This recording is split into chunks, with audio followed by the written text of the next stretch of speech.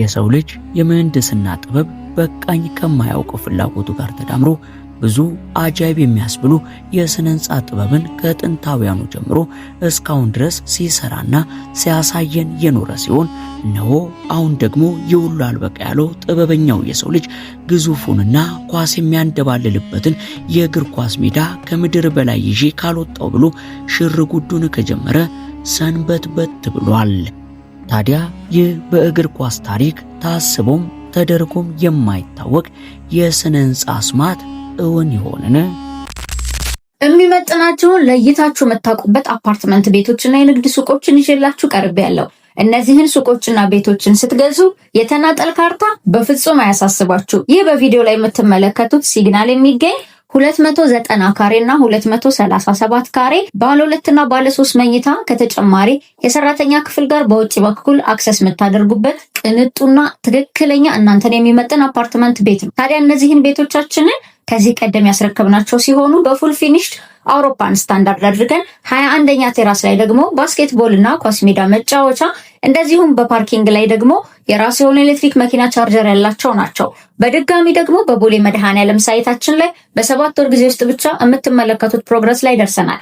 G+24 ህንጻ ጥንቅቅ አድርገን ጨርሰን ቻክና ፓርቲሽን ስራዎች ሰርተናል። የንግድ ሱቆቻችንም አፓርትመንት ቤቶቻችንንም በተመጣጣኝ ዋጋና በተመጣጣኝ ካሬ አማራጭ ማግኘት ትችላላችሁ። እያንዳንዱ የንግድ ሱቅና አፓርትመንት ቤቶች የራሳቸው የሆነ ካርታ አላቸው። ዛሬውኑ የእነዚህ ቤቶችና የንግድ ሱቅ ባለቤቶች መሆን ትችላላችሁ። ዴማ ሆፕ ሪል ስቴት ቅንጦት ይገባዎታል።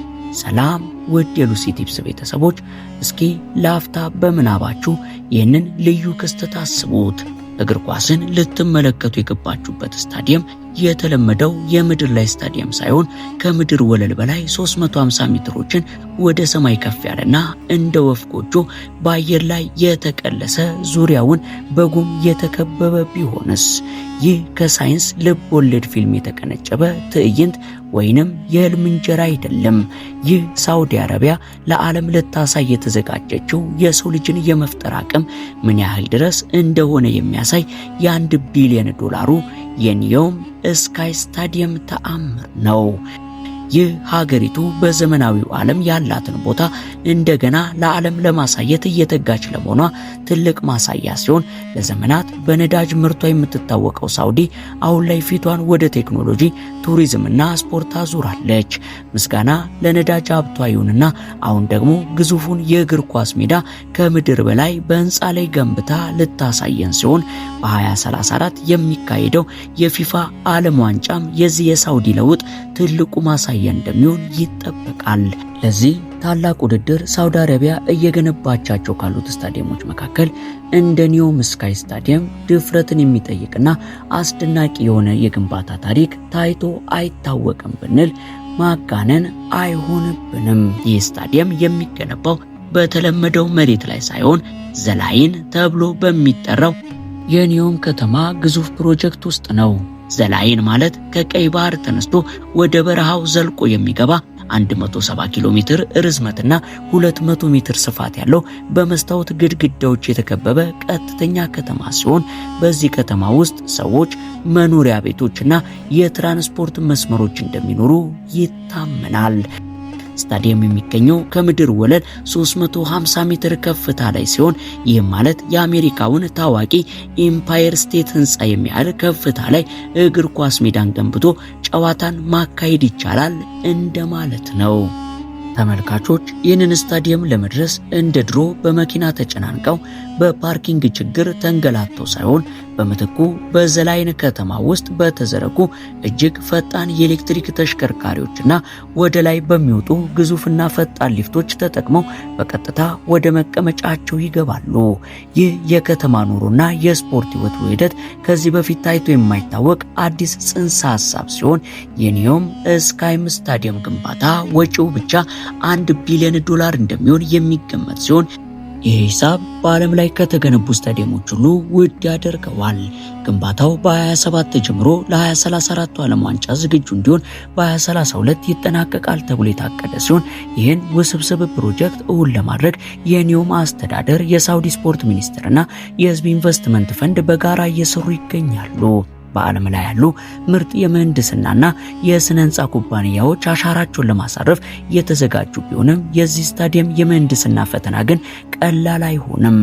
46000 ተመልካቾችን የሚይዝ ግዙፍ አዳራሽ በአየር ላይ አንጠልጥሎ መያዝ ከፍተኛ ጥበብ የሚጠይቅ ሲሆን ስታዲየሙ በመሬት ላይ በሚያርፉ መሰረቶች ሳይሆን ዘላይን እየተባለ ከሚጠራው ግዙፍ የከተማ መዋቅር ጋር በተያያዘ ጠንካራ ምሰሶች ይደገፋል። መሐንዲሶች በከፍታ ላይ የሚኖረውን የንፋስ ግፊትና የተመልካቾችን እንቅስቃሴ መቋቋም የሚችሉ ክብደታቸው ቀላል ግን ጥንካሬያቸው አስተማማኝ የሆነ ልዩ የግንባታ ቁሳቁሶችን በመሞከር ላይ ሲሆኑ እያንዳንዱ ብሎን እያንዳንዱ የብረት አሞሌ ደህንነቱ በተረጋገጠ መልኩ መቀመጥ ስለሚኖርበት ስራው ከፍተኛ ጥንቃቄን ይጠይቃል። ምክንያቱም ስህተት የሚባል ነገር እዚህ ቦታ የለውምና። ታዲያ ተገንብቶ ሲያልቅ ምን ሊመስል እንደሚችል ገና ካሁኑ ብዙ የስነ ህንፃ ዲዛይኖች እየወጡ ሲሆን ውጫዊው አካል በመስታወት የተሸፈነ በመሆኑ ዙሪያውን የሚያንጸባርቅ ሲሆን በምሽት በሺዎች የሚቆጠሩ የኤልኢዲ መብራቶች ደምቆ እንደ አልማዝ በማብራት ልዩ ውበት ያላብሱታል። ይህ የመብራት ቴክኖሎጂ ስታዲየሙ በአየር ላይ የተንሳፈፈ እንዲመስል የሚያደርግ እይታን ይፈጥራል። ጣራው ከተሰባበረ ክሪስታል የሚመስል ቅርጽ ያለው ሆኖ የፀሐይ ብርሃንንና ሙቀትን ለመቆጣጠር እንዲቻል ተደርጎ የተሰራ ሲሆን ወደ ውስጥ ሲገባ የመቀመጫው አቀማመጥ የንብ ቀፎ ቅርጽ እንዲኖረው ተደርጎ የተነደፈ ነው። ይህ ንድፍ ተመልካቾች ከየትኛውም አቅጣጫ ሆነው ሜዳውን በግልጽ እንዲመለከቱ ከማስቻሉም በላይ ድምፅን አቀናብሮ ለማስተጋባት ከፍተኛ አስተዋጽኦ አለው። 46000 ሰዎች በአንድ ጊዜ ሲጮሁ የሚፈጠረው ድምፅ በስታዲየሙ ውስጥ እንደ ነጎድጓድ እንዲሰማ ተደርጎ የተቀረጸ ሲሆን ተመልካቾች ጨዋታውን እየተመለከቱ በአንድ በኩል ከታች ያለውን በረሃ በሌላ በኩል ደግሞ ከጎናቸው ያለውን የዘላይን ሰማይ ጠቀስ ህንፃዎች መመልከት ይችላሉ። ኒዮም ሙሉ በሙሉ በታዳሽ ኃይል የምትተዳደር ከተማ እንደመሆኗ ስካይ ስታዲየምም ከዚሁ የተለየ አይደለም። ለስታዲየሙ የሚያስፈልገው ኤሌክትሪክ ሙሉ በሙሉ ከፀሐይና ከንፋስ ኃይል የሚገኝ ሲሆን የከተማዋ ዋና የኃይል መስመር ሆኖ ያገለግላል። ስታዲየሙ ስማርት ወይንም እጅግ ዘመናዊ የሆኑ ሲስተሞችን በመጠቀም የመብራት፣ የሙቀት መቆጣጠሪያና የሌሎች ኃይል ተጠቃሚዎችን እንዳስፈላጊነቱ በራሱ ጊዜ የሚያስተካክል ሲሆን ይህም የኃይል ብክነትን ወደ ዜሮ ለማውረድ ይረዳል። በተጨማሪም ተመልካቾች የሚስተናገዱበት መንገድ እጅግ ዘመናዊ ሲሆን እዚህ ቦታ ላይ የተለመዱ የወረቀት ትኬቶች ወይንም ረጅም ሰልፎች የሚባል ነገር አይሰራም። አርቲፊሻል ኢንተለጀንስ እና የፊት መለያ ቴክኖሎጂዎችን በመጠቀም ሰዎች ያለምንም ውጣ ውረድ ወደ ስታዲየሙ ይገባሉ። ከዚህ በተጨማሪም በጨዋታው ወቅትም ተመልካቾች በሞባይል ስልካቸው ወይንም በልዩ መነጽሮች አማካኝነት የተጫዋቾችን ስታስቲክ እና የጨዋታውን ትንታኔ በቅጽበት ማግኘት የሚችሉበት ኦግመንትድ ሪያሊቲ ቴክኖሎጂ ይዘረጋል። ከቆሻሻ አወጋገድ ጀምሮ እስከ ውሃ መልሶ መጠቀም ድረስ ያለው እያንዳንዱ ሂደት ለአካባቢ ተስማሚ በሆነ መንገድ የተቀረጸ ሲሆን በዙሪያው የሚገኙ የልምምድ ማዕከላትና የመዝናኛ ቦታዎችም የካርቦን ልቀታቸው ዜሮ እንዲሆን ታቅዶ እየተሰራ ይገኛል። ይህ ስታዲየም ለ2034 ዓለም ዋንጫ ከምድብ ጨዋታዎች እስከ ሩብ ፍጻሜ ድረስ ያሉ ግጥሚያዎችን ያስተናግዳል ተብሎ ይጠበቃል።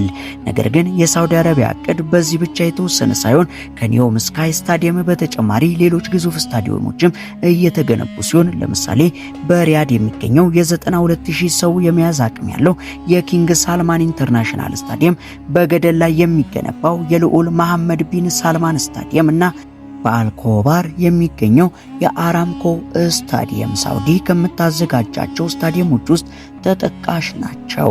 በአጠቃላይ ለስታዲየሙ ግንባታ ብቻ ከ20 ቢሊዮን ዶላር በላይ በጀት የተመደበ ቢሆንም ነገር ግን ከሁሉም በላይ የሰዎችን ቀልብ የሳበውና እንዴት ሊሆን ይችላል አስብሎ ያነጋገረው የኒዮም ስካይ ስታዲየም ጉዳይ ነው። ምክንያቱም ይህ ስታዲየም መጠኑ ትልቅ ስለሆነ ሳይሆን አሰራሩ ከዚህ ዓለም እውነት የራቀ ስለሚመስልና እውን ከሆነ በዓለም ዋንጫ ታሪክ ትልቁ የቴክኖሎጂ ሽግግር ስለሚሆን ነው። ብዙ ጊዜ ለዓለም ዋንጫ የሚገነቡ ስታዲየሞች ከውድድሩ በኋላ አገልግሎት አልባ ሆነው ሲቀሩ የሚስተዋል ሲሆን የኒዮም ስካይ ስታዲየም ግን እንዲህ አይነት እጣ ፈንታ አይገጥመውም። ከዓለም ዋንጫ በኋላ ይህ ስፍራ የኒዮም ከተማ ቋሚ የስፖርት፣ የሙዚቃ ኮንሰርትና የባህል ዝግጅቶች ማዕከል ሆኖ ያገለግላል። እንዲያውም አንድ ቋሚ የእግር ኳስ ክለብ በዚህ ስታዲየም ተመስርቶ ዓለም አቀፍ ቡድኖችን እየጋበዘ ሊያጫውት እንደሚችል የታቀደ ሲሆን በአቅራቢያው የሚገነቡ ሆቴሎችና የመኖሪያ ቤቶች ከስታዲየሙ ጋር በቀጥታ የተገናኙ ናቸው።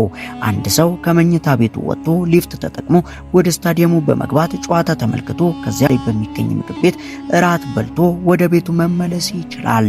ይህ ሁሉ የሚሆነው ከአንድ ህንፃ ሳይወጡ ሲሆን ይህ ፕሮጀክት ይፋ ሲደረግ የዓለም ምላሽ የተለያየ ነበረ ሲሆን አርክቴክቶችና የከተማ ፕላን ባለሙያዎች የሳውዲን ድፍረት አድንቀዋል። በሌላ በኩል ደግሞ ተጠራጣሪዎችም ያልታጡ ሲሆን 46000 ሰዎችን አየር ላይ ሰቅሎ ለማስተናገድ ስለ ደህንነት፣ ስለ አደጋ ጊዜ መውጫ መንገዶች እና ስለ ግንባታው ውስብስብነት ብዙ ጥያቄዎችን ያነሱ ሲሆን የአካባቢ ጥበቃ ተሟጋቾችም ምንም እንኳን ስታዲየሙ በታዳሽ ኃይል የሚሰራ ቢሆንም እሱን ለመገንባት የሚወጣው ግዙፍ የካርበን መጠን ግን እንደሚያሳስባቸው ጠቁመዋል። ሆኖም ግን ሳውዲ አረቢያ እነዚህን ጥያቄዎች ወደ ጎን በመተው ግንባታውን የጀመረች ሲሆን የኒዮም ስካይ ስታዲየም ከተሳካ በስፖርት ታሪክ ብቻ ሳይሆን በሰው ልጅ የኢንጂነሪንግ ታሪክ ውስጥ ትልቅ ምዕራፍ ይሆናል ተብሎ ይጠበቃል።